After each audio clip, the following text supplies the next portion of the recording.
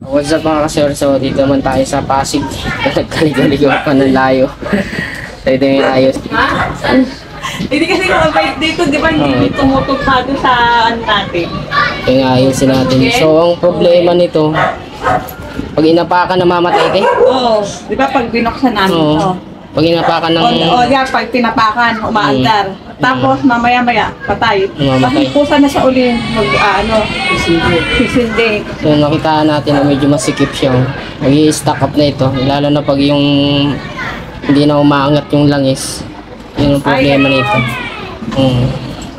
So check natin, tingnan natin kung... Kasi ito medyo masikip na. Okay, tingnan natin. Unahin ko muna tuloy ito. Parang dikit na dikit sa... Wala nang na-stroke yun. So ito mga kasir, nung tinanggal ko yung ano niya, handwheel niya. Kita natin, maraming sinulit. Pulupot. Tapos nung ginawakan ko kanina, medyo malambot na siya. So ibig sabihin, ano lang ng sinulit. Sinulit. Oo. So subukan natin ngayon ilagay.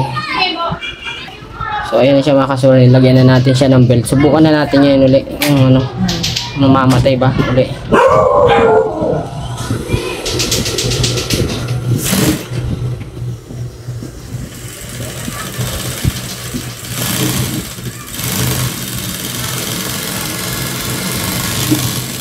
Tuloy naman siya.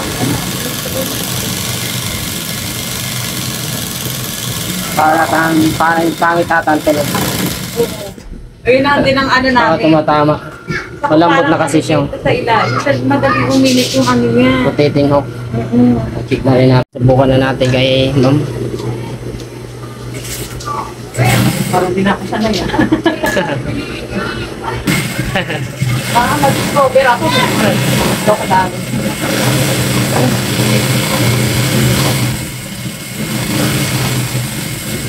Okay na, hindi na siya namamatay, di ba?